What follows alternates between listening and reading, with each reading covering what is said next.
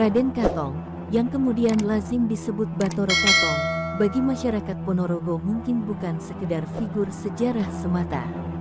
Hal ini terutama terjadi di kalangan santri yang meyakini bahwa Bathara Katonglah penguasa pertama Ponorogo, sekaligus pelopor penyebaran agama Islam di Ponorogo. Bathara Katong memiliki nama asli Lembu Kanigoro, tidak lain adalah salah seorang putra Prabu Brawijaya kelima dari Selir, yakni Putri Campa yang beragama Islam. Mulai redupnya kekuasaan Majapahit saat kakak tertuanya, Lembu Kenomo yang berganti nama sebagai Raden Fatah, mendirikan Kesultanan Demak Bintoro. Lembu Kanigoro mengikut jejaknya untuk berguru di bawah bimbingan Wali Songo di Demak. Prabu Brawijaya kelima yang pada masa hidupnya berusaha diislamkan oleh Wali Songo, para wali Islam tersebut membujuk Prabu Brawijaya kelima dengan menawarkan seorang putri Campa yang beragama Islam untuk menjadi istrinya. Berdasarkan catatan sejarah keturunan generasi ke-126 beliau yaitu Ki Padmosusastro, disebutkan bahwa Bathara Katong di masa kecilnya bernama Raden Joko Piturun atau disebut juga Raden Harakali. Beliau adalah salah seorang putra Prabu Brawijaya kelima dari Garwo Pangrambe, Selir yang tinggi kedudukannya. Walaupun kemudian Prabu Brawijaya sendiri gagal untuk diislamkan, tetapi perkawinannya dengan Putri Campa mengakibatkan meruncingnya konflik politik di Majapahit. Diperistrinya Putri Campa oleh Prabu Brawijaya kelima memunculkan reaksi dari elit istana yang lain. Pujangga Anom Ketut Suryo Ngalam Ki Ageng Kutu reok simbol kritik terhadap Majapahit, sebagaimana dilakukan oleh seorang punggawanya bernama Pujangga Anom Ketut Suryo Ngalam, seorang penganut Hindu yang berasal dari Bali. Tokoh yang terakhir ini kemudian keluar dari Majapahit dan membangun peradaban baru di Tenggara Gunung Lawu sampai lereng barat Gunung Wilis, yang kemudian dikenal dengan nama Wengker atau Ponorogo saat ini. Ki Ageng Ketut Surya Ngalam ini kemudian dikenal sebagai Ki Ageng Kutu atau Demang Kutu. Dan daerah yang menjadi tempat tinggal Ki Ageng Kutu ini dinamakan Kutu, kini merupakan daerah yang terdiri dari beberapa desa di wilayah Kecamatan Jetis. Ki Ageng Kutulah yang kemudian menciptakan sebuah seni barongan, yang kemudian disebut reok. Dan reok tidak lain merupakan artikulasi kritik simbolik Ki Ageng Kutu terhadap Raja Majapahit, disimbolkan dengan kepala harimau yang ditundukkan dengan rayuan seorang perempuan Putri Campa, disimbolkan dengan dadak merak. Dan Ki Ageng Kutu sendiri disimbolkan sebagai Pujangga Anom atau sering disebut sebagai Pujang Ganom, yang bijaksana walaupun berwajah buruk. Pada akhirnya, upaya Ki Ageng Kutu untuk memperkuat basis di Ponorogo inilah yang pada masa selanjutnya dianggap sebagai ancaman oleh kekuasaan Majapahit.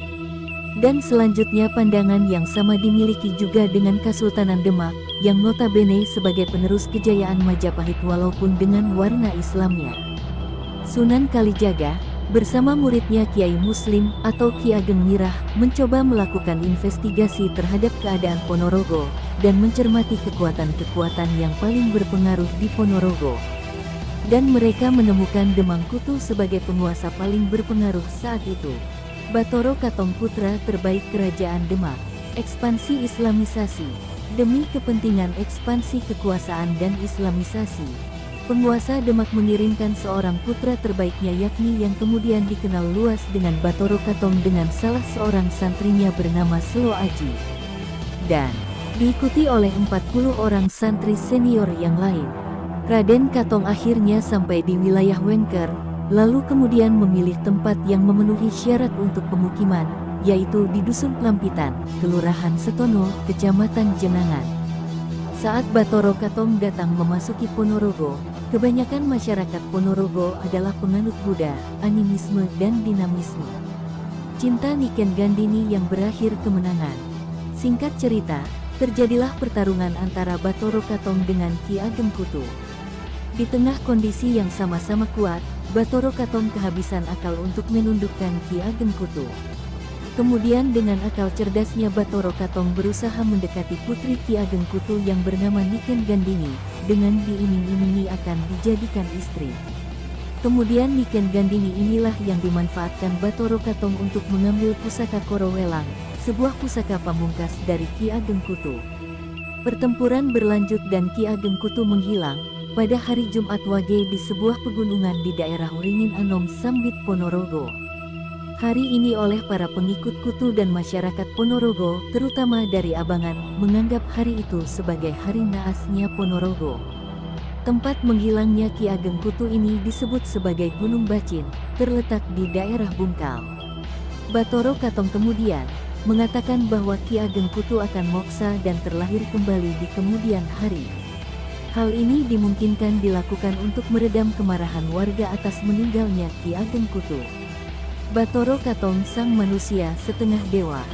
Setelah dihilangkannya Ki Ageng Kutu, Batoro Katong mengumpulkan rakyat Ponorogo dan berpidato bahwa dirinya tidak lain adalah Batoro, manusia setengah dewa. Hal ini dilakukan karena masyarakat Ponorogo masih mempercayai keberadaan dewa-dewa dan Batara. Dari pintu inilah Katong kukuh menjadi penguasa Ponorogo, mendirikan istana dan pusat kota, dan kemudian melakukan Islamisasi Ponorogo secara perlahan namun pasti. Pada tahun 1486, hutan dibabat atas perintah Batara Katong, tentu bukannya tanpa rintangan. Banyak gangguan dari berbagai pihak, termasuk makhluk halus yang datang. Namun, karena bantuan Warok dan para prajurit Wenker, akhirnya pekerjaan membabat hutan itu lancar. Lantas, bangunan-bangunan didirikan sehingga kemudian penduduk pun berdatangan. Setelah menjadi sebuah istana kadipaten, Batara Katong kemudian memboyong permaisurinya, yakni Niken Sulastri, sedang adiknya, Suro Menggolo, tetap di tempatnya yakni di Dusun Ngampel. Ponorogo sama dengan jasmani yang pintar. Oleh Katong, daerah yang baru saja dibangun itu diberi nama Pranaraga yang berasal atau diambil dari sebuah babat legenda, Pramana Raga. Menurut cerita rakyat yang berkembang secara lisan, Pono berarti wasis, pinter, mumpuni dan raga artinya jasmani, sehingga kemudian dikenal dengan nama Ponorogo. Kesenian reog yang menjadi seni perlawanan masyarakat Ponorogo mulai dieliminasi dari unsur-unsur pemberontakan, dengan menampilkan cerita fiktif tentang kerajaan Bantar Angin sebagai sejarah reog. Membuat kesenian tandingan, semacam jemblungan dan lain sebagainya. Para punggawa dan anak cucu Batoro Katong, inilah yang kemudian mendirikan pesantren-pesantren sebagai pusat pengembangan agama Islam. Dalam konteks inilah, keberadaan Islam sebagai sebuah ajaran, kemudian bersilang sengkarut dengan kekuasaan politik. Perluasan agama Islam membawa dampak secara langsung terhadap perluasan pengaruh, dan berarti juga kekuasaan. Dan Batoro Katonglah yang menjadi figur yang diidealkan, penguasa sekaligus ulama. Ponorogo lahir tanggal 11 Agustus tahun 1496.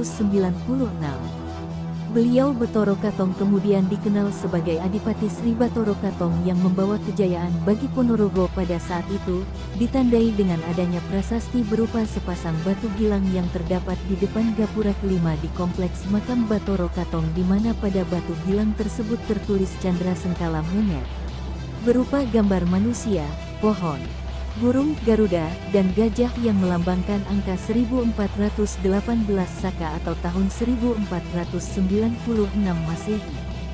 Batu gilang itu berfungsi sebagai prasasti, penobatan, yang dianggap suci.